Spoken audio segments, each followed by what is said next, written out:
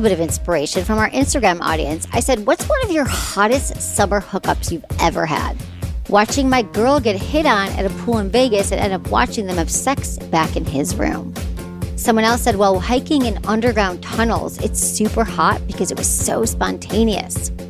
Someone else, we snuck on the golf course I live on. The fear of getting caught was hot.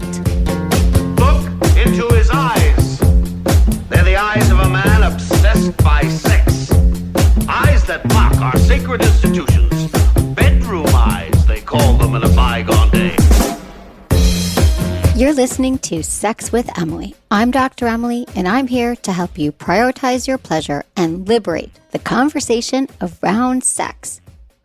Okay, summer's heating up, and I'm here to make sure your sex life follows suit. So in this episode, I'm sharing ideas on how to experiment with hot and cold sensation play, the perks of hotel sex, and my personal sex toy picks for travel.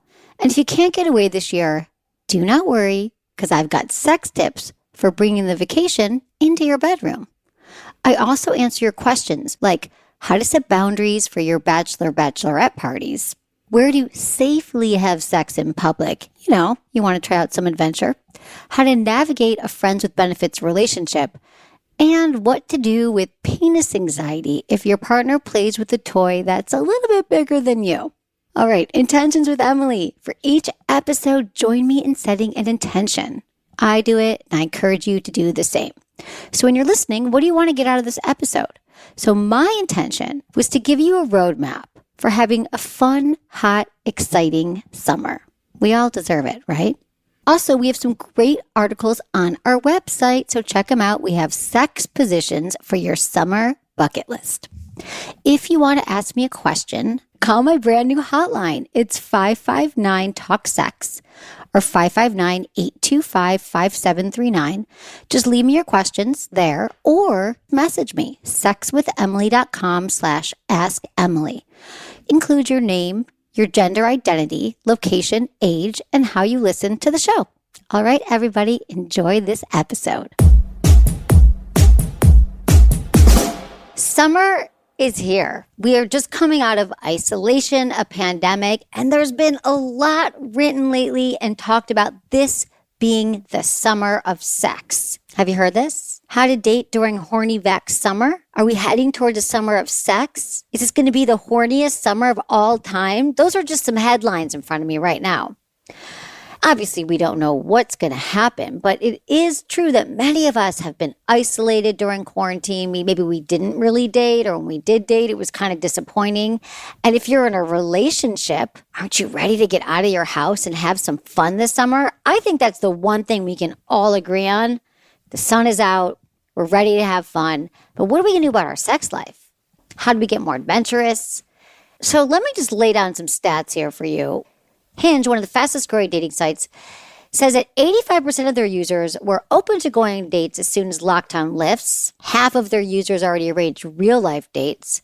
And then, in the same month, Durex announced a double-digit increase in condom sales. We know what that means, right? I think that we are all very, very optimistic. I read these articles. I'm looking at what people are saying. It's true. It could be the summer of sex. People are talking about the Spanish flu in 1918. And then when that ended, we ran into the roaring 20s and it was just alcohol and flappers and a good time. But I also know a lot about the human condition. And I think a lot of us sort of have our baseline. If you were somebody who loved to go out and sleep around and that's your jam and dating several people, you're probably going to do it maybe even more so this summer. But if you're someone who's looking for a relationship and you're actually looking for that partner, I say do you this summer. Like find what you are looking for. So don't let the hype make you feel like you have to give in. Like, oh, I guess I should just date a bunch of people this summer if that's not what you're looking for. So I just ask everyone to take care of yourself. And as always, only you have the answers for what really feels good to you and what you're looking for. If you're looking for a partner, what's important to you? What are their values? Are you looking for a long-term relationship? Are you looking for someone to have children with? Do you want to live with someone? I just think it's important to get really clear because sometimes we get out there and we date and we're like, oh, I didn't want any of these things that this person wants, but they're really hot. I'm really attracted to them. So hopefully you had time during the pandemic to kind of think about a lot of these things and now you're ready to go. How do you enjoy a summer of hot sex? Well, I've got some ideas for you. Whether you're in a relationship or you're dating or it's a one-night stand, let's all enjoy some hot summer sex. So one of the first things which I always think about when I think of summer sex is sensation play. And we wrote something about this on our Instagram, and a lot of you were like, what do you mean by temperature play, sensation play? So temperature play essentially uses hot and cold sensations to stimulate the skin's neuroreceptors, or all those nerve endings. And so when you stimulate through heat or through cold, it gives your body that rush of sensations and endorphins. And if you're doing it during foreplay, you know what happens then? It gets translated into your arousal. So this is just kind of a fun thing you can do with your partner and to play with. And it's really fun for the receiver when hot and cold are combined together in unpredictable patterns, meaning you can drop some warm massage oil wax, and then you can do some more heat, and then you can put a little ice cube on, and then you could maybe use some warming lube. So just play around. There is no script here. I'm just going to give you the ingredients. So what do you need to do sensation play, temperature play? Ice cubes. Ice cubes in a bowl. You can just have them by your bed. There's a lot of different ways to play with ice cubes. Then there's massage candles. You know I'm obsessed with massage candles. Remember, don't use a regular candle. A regular candle has wax. Massage candles are usually made out of ingredients that are like warming coconut oil. They're ingredients that you are meant to pour on a partner and to use as massage oil. So look for the label on the candle. There's warming lube by System Joe, which is amazing. Use it on different body parts and things warm up. They feel good. You could also use an ice pack if you don't want to use ice cubes, because ice packs tend to be less messy and maybe you just can grab an ice pack. You could also, if you want toys, now glass and metal toys are really fun for temperature play. Essentially looking for objects that retain their temperature. So those made of metal and glass will do so. So you can chill them, put them in the freezer, or you can boil them. Those are really fun to play with. If you want to know how to do it though, like how do you do temperature play? You can use a blindfold on your partner and tell them you have a surprise for them. And then you could light a candle and you could use the warm oil in the candle or some warming lube. Can you imagine? They have no idea that something that you rub on them is going to start to heat up in a few seconds. And then you can sort of use an ice cube. You can put an ice pack in your hand. With one hand, you could be, playing with your partner. And then once your hand's really cold from the ice pack, you could use that hand and give your partner a hand job or play with them so your hand is actually ice cold. Or take the ice cubes in your mouth and you can drip them down your partner's body. You could have ice in your mouth and then, go down on your partner and have them feel that sensation when they least expect it. So it's just temperature play is just a fun thing to do. We're going to be hot this summer. And I love recommending that. So what about just adventurous sex? How do you do something what does that mean to you if I'm like, I just want to get out of my house? Well, do something fun and new and interesting. I mean, adventure to you might be something different than it is to me, which is totally fine. But adventurous is just outside your comfort zone, outside of what you normally do. So if you want to start, there's some fun sex games. There's like sex dice. There's games that actually ask questions to your partner. So they're like leading questions so you can figure out more about each other. That just might be something fun if you've never played a sex. If you're already a game couple, you might as well play a fun sex game. We have a bunch on our site available through Good Vibrations. They have a ton of board games and sex cards, and that could be your first step. Oh, also, there's a great article on our website called 5 BDSM Games to Spice Up Your Sex Life Tonight. I promise if you read that, you will be very inspired. You also know that I'm obsessed with our Yes, No, Maybe list. If you haven't downloaded that, that's going to give you a lot of suggestions about what you could do that is adventurous and fun. Skinny dipping. This is the time, right? It's time to skinny dip. So I think that's always hot, whether you're jumping in the ocean or you're jumping in a pool. I'm a huge fan of hotel sex. It might be two of my favorite words. Here's the thing about hotel sex. It's variety. You're in a new location that is not the same bedroom. You can relax. We don't care as much about the sheets, right? You can have sex in every room in the hotel. You can have sex on the balcony. You order room service. You don't have any distractions, no kids around. It's a great ambiance. And you can make as much noise as you want. That's what I love about hotel rooms. So let me give you some tips about what to pack for hotel or vacation sex if you want to get a little bit more adventurous this year. So I always charge my toys before I go on vacation. Like, do you have a packing list, like things that you always bring when you travel? Well, mine has sex toys on it. And depending where I'm going, I have to make that a smaller bag of toys. If I'm driving somewhere, I might bring a big bag of toys, depending how ambitious I'm feeling. But I always bring my Vesper because I'm wearing it all the time anyway. So I always have a vibrator on me. And I love my Vesper necklace. It's a great gift. Vesper necklace, it looks like a pen around your neck. And yes, it vibrates and it's really pretty. And I wear it every single day. It's sexwithemily.com/crave. I often bring my Jeju, Jejoue. They have a couples collection. And it seems like whenever I travel, there's always some Jeju products with me. So their Mimi or their Mimi Soft is a great toy to use with a partner during penetration or on yourself. They have a G-Spot Bullet Vibe, which is small, but it packs a punch and it's great for internal stimulation. They also have a penis ring called the Mio. And the thing I love about these products is that there's like this deep rumbly sensations. It's super soft silicone. And they also have a B-Vibe kit, which we love B-Vibe. They make all anal toys, and I love them if you've been wanting to experiment. So that'd be really fun to play with the anal this summer. Maybe it's a summer of you trying some anal play. Back to what I pack. I always pack little packs of lube. I have little bottles that I bring. I always bring samples like the flavored lube by System Joe. And I also usually bring a silicone lube just because I like to have them all with me. Another great thing is Foria has this brand new lube that they just launched that has double the CBD in it. I just got it, and it already is the most excellent lube because it's just 2 ingredients. It's coconut oil and it's CBD. However, they just put twice the amount of CBD in it, and it's great to relax. It can help with pain. It can lead to much stronger orgasms. I recommend Foria. Always. And then another new fave, you guys, this is what I've been doing quarantine. I've been trying a lot of products. I love Dame products. My friend started the company years ago. It's been very successful. They have their Eva, which is one of their best known toys.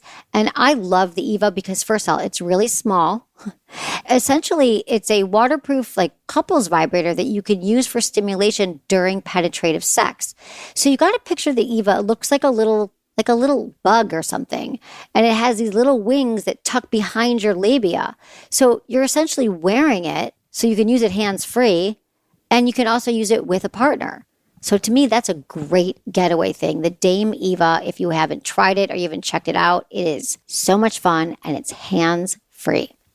Oh, another thing by Dame is they have this finger vibe. It is so cool. It's called the Fin. And essentially you put it over your finger and your finger becomes a vibrator. So it's just a great way to cover more surface area and to play with a vibrator with a partner. If that's something that you've been sort of shy about, this one is so discreet. It's really quiet. You just wear it in your fingers. You can tease yourself, tease your partner, and it's a great way to add a little bit of stimulation to everyone's erogenous zones. And it is so well done.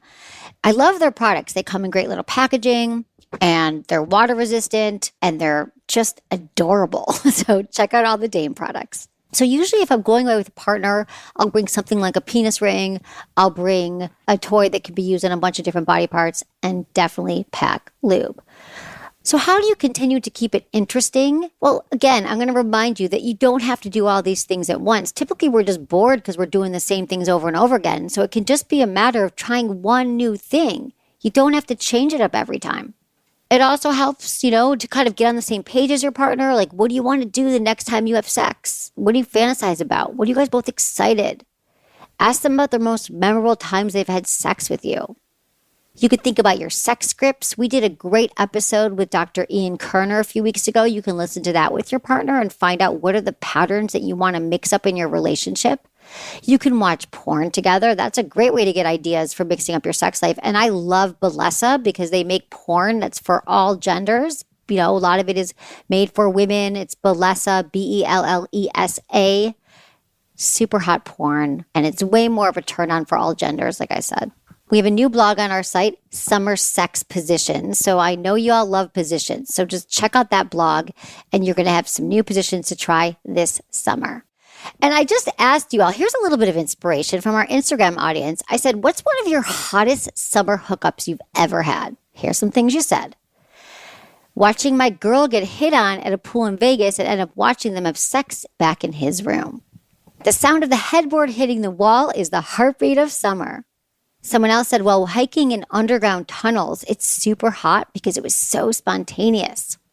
In South Africa, ended up with fun on the cliff while whales jumped offshore. That sounds romantic and sexy. Constantly sneaking off at parties, making out, fingering, oral, never quite penetrative sex. Someone else said with a professional kayaker in the woods, back of his equipment van, hot and spontaneous. Someone else, we snuck on the golf course I live on. The fear of getting caught was hot. In the hotel lobby bathroom. Some random guy at the beach. First time a guy sucked on my clit. My wife having me explore bisexuality. I found that I love giving oral sex to a penis. She loves it and joins. Pulled off a country road behind a tree with my husband in his Jeep. Spontaneous and sexy. And then someone else on the beachfront balcony in the middle of the night. All right, thank you for that inspiration. And do you realize that a lot of those, this always holds true, that a lot of your most memorable, hottest sexual experiences seem to be when it's spontaneous. You didn't know what was going to happen. It was unexpected. It was off the side of the road. It was someone you didn't know. So those are some things to think about when you're thinking about your hottest, sexiest summer yet. I'm going to take a quick break, but when I come back, I'm talking all about how to have vacation sex when you're at home.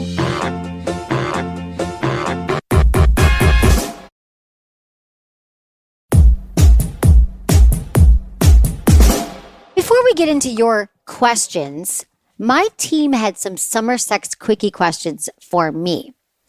What's my best summer hookup story? Oh, I have so many. I would say my summer hookup last summer in Iceland was pretty hot. And I've talked about it on the show, but it was unexpected. I didn't really know him. It was really safe and consensual. We had great sex. And then he left, and I got to go to sleep and get up for work in the morning. What's the worst summer hookup I've had? Oh, God, I wish I wrote down all of my sexcapades. I actually had a disappointing one in Italy because this guy he was Italian. All my friends were like, he's amazing. He owns these hotels and he's super sexy and he has his own yacht and he's going to come pick you up. And then he did. We went out. He was a little bit of a misogynist and wasn't really interested in anything about me and assumed that the sex was just going to happen, but it didn't. I jumped off the boat, went back to my friends. What's the best way to have vacation sex without leaving your house? That's a great question. Listen, if we know that spontaneity and variety are so important to having great sex, surprise your partner, set up the tent in the backyard, have a picnic outside, have sex in a tent in your yard. But I think that the key to vacation sex at home is changing up the rooms, or maybe redecorating a room, moving a couch around, having sex somewhere that you don't normally have sex in your house, and then bringing in a new element, whether it's a new toy.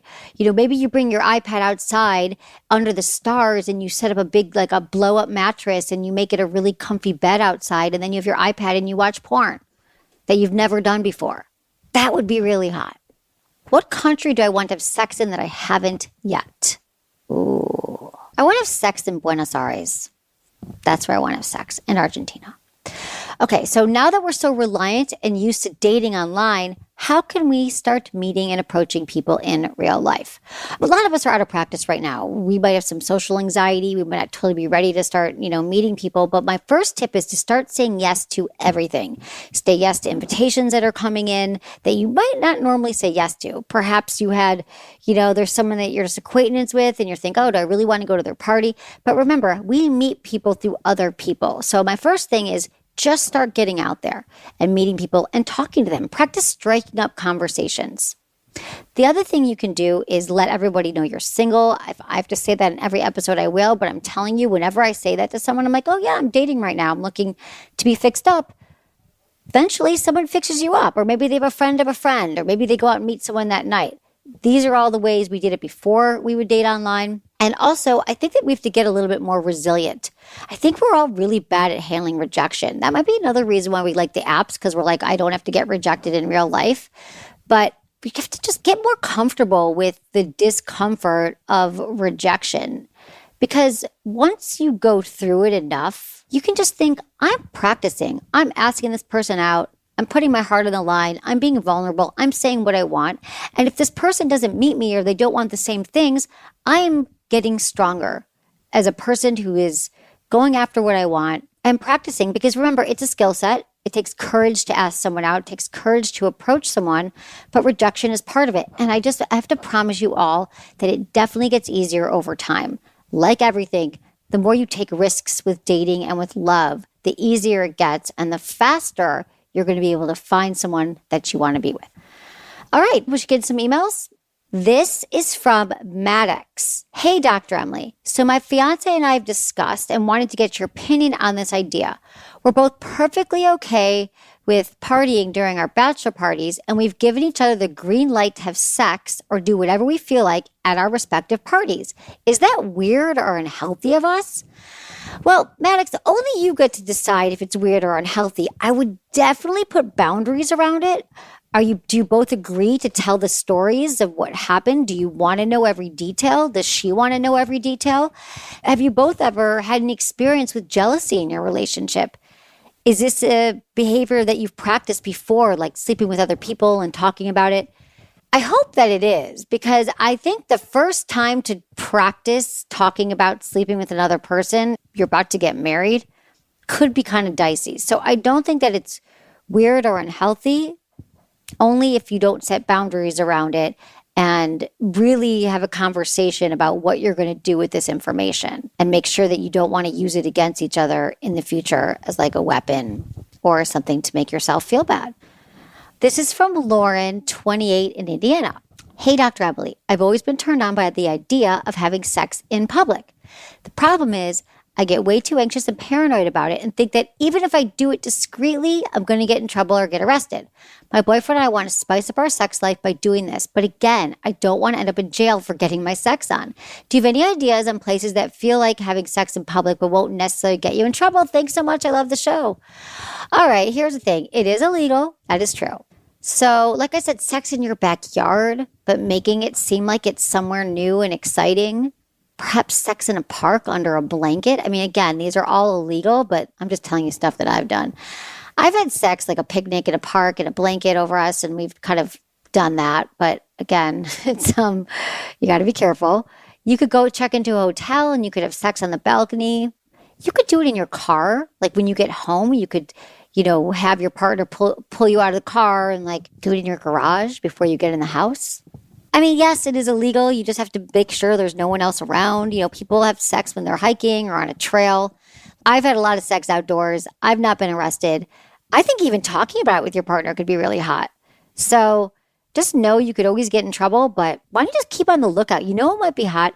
When you're out with your partner, you could be like, oh, I just drove past this place that looks like a great place we could have sex, and maybe you guys start to scout locations in your area and see if you can sort of come up with a place that feels safe enough, but it's still giving you that element of adventure. A lot of people do it in the public bathroom at a club or a restaurant. Definitely don't do it near a school. Actually, this is reminding me, I once had a boyfriend in town visiting me in my 20s, and we went back to Michigan, and I took him to see my high school, and we parked in the parking lot, and we started fooling around, and the next thing I know, I should have known this, the cops come up, flash their lights, and they're like, what are you doing here? Like, you do not want to have sex or fool around near a school. They monitor that stuff, okay? So I did it all, so you don't have to. All right, and another question. I want to have a threesome, but I never have before. I think it'd be fun to do with a married couple, since there wouldn't be any commitment and the nature of the relationship would be clear. My question is, how do I find a married couple to have sex with? As far as to where to find a third, there's a lot of apps right now. Some of the ones we recommend is Field, F-E-E-L-D, and Field specializes in connecting people who are interested in group sex and kink. And they released figures showing that during the pandemic, their membership increased by 50%. And in 2020, members were more interested than ever in a threesome experience, with almost 40% adding it to their desires list. So I would check out Field. I would check out FetLife. #Open is another one. That's what I recommend for you. And I think there's a lot of couples right now looking for a third. Okay, this is from Caroline, 28. Hey, Dr. Emily, I love your show and I've learned so much from listening.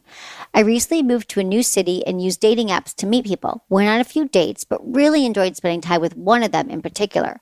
We started sleeping together, but after about 7 hangouts, he told me he just wants to be friends with benefits. He was definitely not my soulmate by any means, but I do enjoy his company and the sex is great. But my ego is a little bruised and I'm kind of hurt by him saying that. Any advice on entering into a FWB situation with someone I was initially seeing romantically, or am I setting myself up to be hurt? Okay, Caroline, here's the thing about friends with benefits. They work until they don't. And the best case scenario for friends with benefits relationship is when you're actually friends and it's never romantic. You've already, after 7 dates, had the vision of this guy being a partner and maybe thinking about how nice it would be to be with him. And now he's told you that he just wants friends with benefits. So I believe that in this particular situation, you're going to have a hard time with it, making it just friends with benefits while you still continue to date. I love that he was really honest with you. As far as your ego being bruised, and this goes out for you and everybody, please don't take someone's defining the relationship as a rejection on you or your character or something that you've done wrong. We spend so much time trying to figure out why we're rejected and what did I do? And then all of our worst fears about ourselves, we bring to light and say, oh, it must be because I don't have a great job, or I am too short, or I'm too tall, or whatever the things we think about. And typically, well, first off, you'll never know. You'll never know what it is, but you can just bet that it's about them and what they're looking for and not about you. So in this case, I would just think about, Caroline, what are you looking for right now? It sounds to me like you're looking for a relationship. And the other thing about friends with benefits that you actually have feelings for is tricky, because I think when you're really into someone, it's hard to get out there and start dating other people when your heart's in one place. And so you might find yourself getting a little bit comfortable in this situation with this guy. So I would say, if you can, I would end this relationship. It was 7 dates, probably learn some stuff, and to keep moving on. And believe his words. Like, I think often we go into relationships thinking that they're going to change, but figuring out what you actually want. Like, do you want a long-term relationship? If you do, and maybe it's hard to admit to yourself, or maybe you think that you'll be able to change someone or find someone.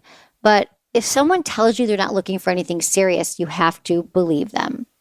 But also, I don't want us to make ourselves excuses like, oh, maybe this will return into, I'm just going to stick with it long enough and get this person to change their mind. Oh, I'm just going to, they probably don't really mean it. No, believe me, they mean it. They mean everything. And that's why I wanted you to go back to, what do you actually want, Caroline? There was a recent study by the Kinsey Institute that found that, this is post-pandemic, that more than half of single people between the ages of 18 and 45 said they want to find a committed relationship post-pandemic. So this is just a quote from the report. It says, as we emerge in the near future from pandemic restrictions and lockdowns, researchers say it looks like post-pandemic sex will be about taking our time, seeking out new relationships and partners, and demanding more and better in the relationships we have. Gosh, I sure hope so. I sure hope that after the pandemic, you're realizing that you get to choose who you spend time with. And when you do, I hope you're making those relationships healthier than ever. After the break, I answer a question from Pial, whose wife got a toy that's bigger than him. Be right back.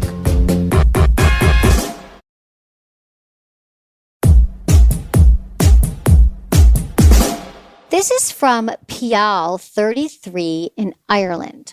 Hey, Dr. Emily, I've been married for 8 years. To spice up our sex life, I bought a cock ring and also a dildo. But I'm also slightly feeling low as the dildo is bigger than my dick size. Will my wife still feel like having sex with me as before? Please let me know.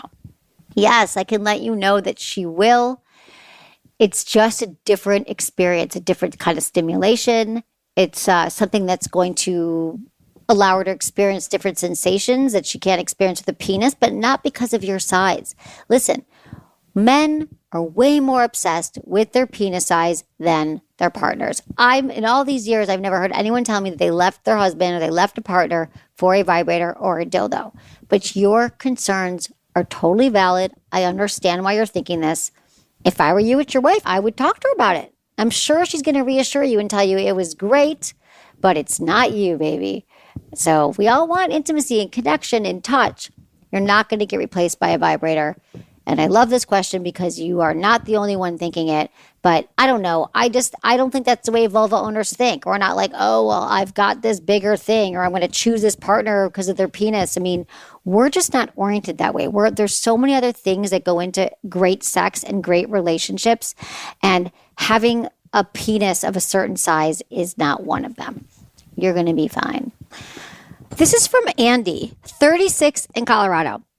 Hey, Dr. Emily, my husband loves to come in my face and does his best to aim, but it occasionally gets in my eye, which stings for a long time. As a result, we don't do this very often, and he is nervous when I tell him we can do this because he doesn't want to hurt me. He produces a much larger than average volume of semen based on what Google tells me is typical.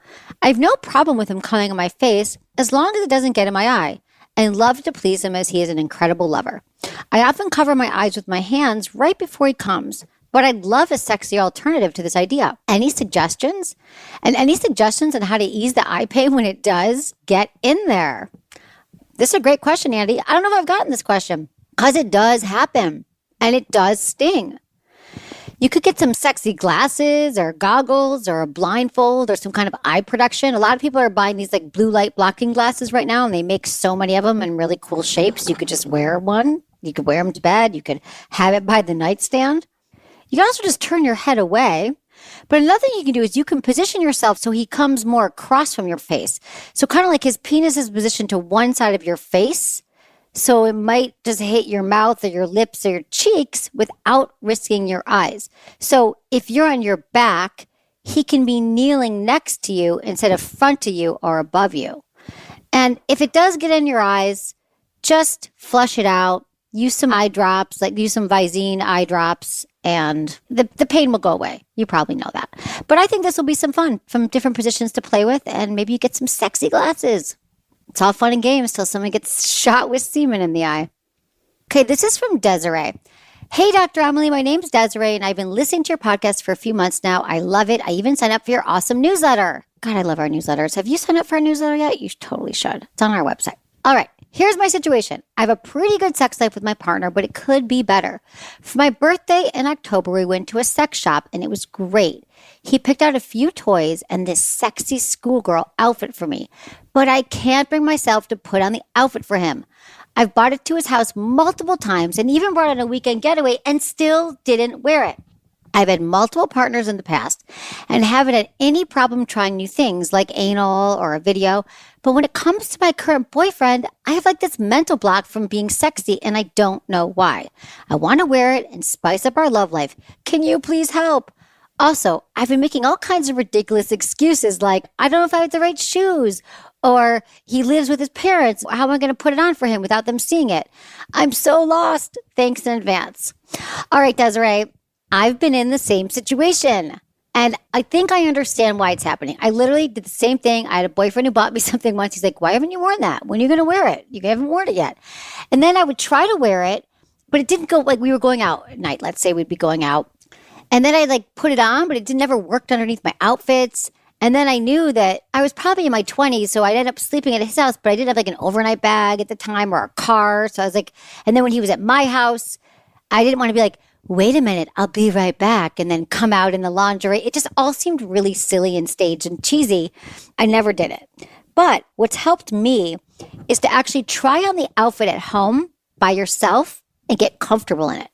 Look in the mirror. How are you going to position yourself? What do you bring the shoes, try it on, make it your own. It doesn't have to be just a schoolgirl outfit, right? You could even wear half the schoolgirl outfit and jeans, and then when you get to his house, you could put on the skirt. So you're already halfway dressed. But get used to you being the sexy schoolgirl, not in his eyes, not through his gaze, but through your gaze. So then you'll feel less uncomfortable when it really comes time to being the naughty schoolgirl with your partner. So again, like everything, this is just a skill set. It's trying something new, which I love.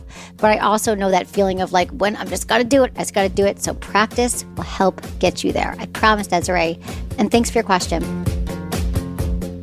That's it for today's episode. Thanks for listening to Sex with Emily. Be sure to like, subscribe, and give us a review wherever you listen to podcasts, and share this with a friend or a partner. Believe me, if you got something out of this, they will too. We release 2 to 3 episodes a week. Find me on Instagram, YouTube, Facebook, and Twitter. It's all at Sex with Emily. If you want to ask me a question about sex, dating, or relationships, you can email me feedback@sexwithemily.com or sexwithemily.com/askemily. And check out my website. We have so many articles on there helping you better sex. And you can check out our guides at sexwithemily.com/guides for free guides that will give you expansive tips and activities. Sign up for our weekly emails because, hey, I've been told I give really good emails. Was it good for you? Email me feedback@sexwithemily.com.